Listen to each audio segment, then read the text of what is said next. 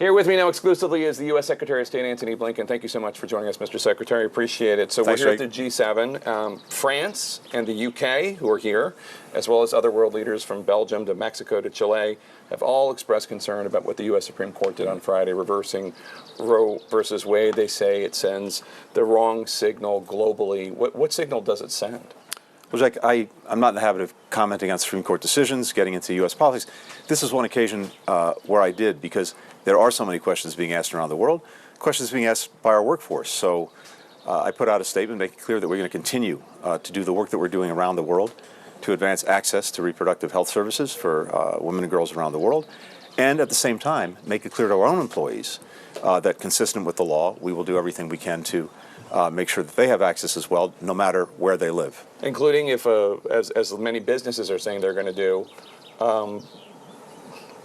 paying for their travel to states where they can get abortions if they want one? We are looking into whatever we can do consistent with the law to make sure that, irrespective of where any of our people live, they have access to reproductive health care services. So there are a lot of things that you're focusing on here, but one of them is Ukraine and Russia's invasion of Ukraine, and Russia does appear to be edging closer to taking over all of the Luhansk region. Severodonetsk has fallen, apparently, and just overnight, many missiles were launched at Kyiv, including residential areas. Russia state media says the Russian defense minister just visited Russian troops in Ukraine.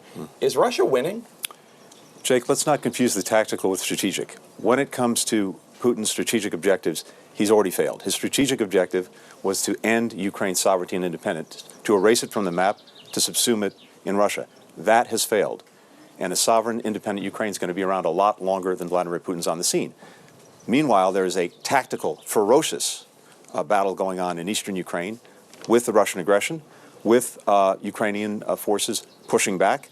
And that line has shifted. There are gains one way, gains another way. But what's really important is the strategic proposition that Putin will not succeed in what he's tried to achieve. Not only that, he's also tried to divide NATO. We're about to go to a NATO summit where the alliance is going to show greater unity, greater strength than in my memory. In Ukraine itself, here at this meeting of the G7, as well as at NATO, we will continue to do collectively everything we can to make sure that the Ukrainians have what they need in their hands to repel the Russian aggression. Do you think the attack on Kyiv overnight and this morning was part of a direct provocation against the meeting of the G7? We've seen sporadically, even ever since Putin lost the battle for Kyiv and had to shift his focus just to eastern and southern Ukraine, that they've occasionally launched missiles at a distance, basically to terrorize people. They struck an apartment building. There are reports that they struck a kindergarten. That has no purpose other than to try to terrorize Ukrainians. The G7 just announced a new ban on Russian gold imports. Right. The U.S. said that Western sanctions against Russia would devastate its economy, but that doesn't seem to be happening. The ruble is at its highest in years. Oil profits are soaring. When are these sanctions going to start having the effect that the West and President Biden has promised? Oh, they're already having a dramatic effect. Well, first, let's take gold, the thing that we're just announcing.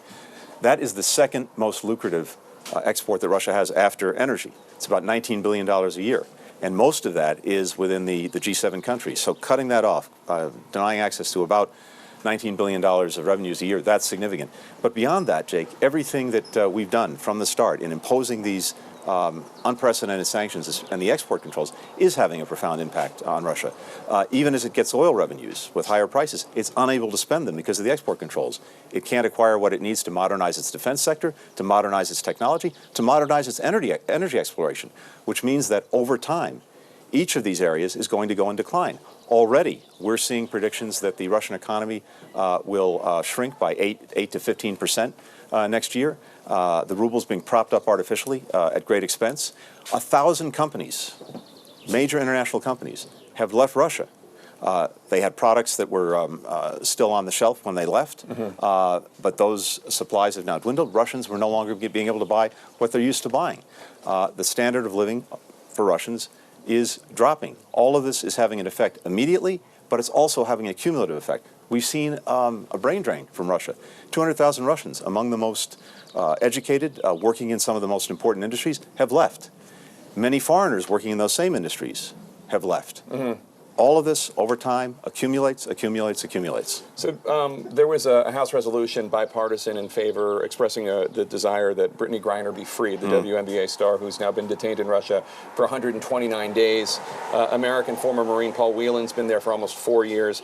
After the U.S. brought Trevor Reed home in a prisoner swap, my understanding is that there might be another prisoner swap in the works right now. CNN is reporting that there are discussions going on, and that you and President Biden and others are in favor of swap Griner and Whelan in exchange for Russian arms trafficker Victor Bout. Is that going to happen? As a general proposition, Jake, I've got no higher priority than making sure that Americans who are being illegally detained in one way or another around the world come home. And that includes Paul Whelan, that includes Brittany Griner, that includes people in a number of other countries. In fact, I spoke to Brittany Griner's wife just a few days ago. I spoke to the families of many detained Americans. They really want to talk to President Biden. And some of them have, but we have a regular dialogue with them and no higher priority. I can't comment in any detail on what we're doing except to say this is an absolute priority. So the White House says President Biden's upcoming meeting with Saudi officials in Riyadh next month will include the kingdom's crown prince, Mohammed bin Salman. President Biden, as you remember, during the campaign, promised to make Saudi Arabia and MBS a pariah for the murder of a journalist, Jamal Khashoggi, who wrote for the Washington Post. Is cheaper oil worth breaking that promise? Jake, when it comes to Saudi Arabia, what we said is we needed to recalibrate the relationship to make sure that it more effectively reflected our own interests, our own values, but not rupture it, because we've got a multiplicity of interests involved and in our values. And so when it comes to the relationship broadly, Saudi Arabia has been an important partner in dealing with extremism. It's been an important partner in contending with challenges posed by Iran. It's also absolutely critical to helping end what has been one of the worst wars and atrocities in recent memory, and that's the war in Yemen. By most accounts, that's the worst humanitarian situation on earth, and that's saying something. Saudi Arabia's engagement in doing this now has been absolutely critical to getting what we haven't had for 8 years, which is a truce. The truce has been extended. Humanitarian assistance is getting to people who need it. The guns have been silenced. That's important. And when it comes to our values, we inherited the murder of Adnan Khashoggi. I made sure that the report with accountability and making clear the responsibility for his murder was put out in public with the imprimatur of the U.S. government on it. We initiated something called the Khashoggi ban to make sure that countries that try to repress those criticizing them from third countries, including from the United States, are penalized for doing that. We've used that ban something like 70 times since we put it forward. And of course, energy is part of the equation too.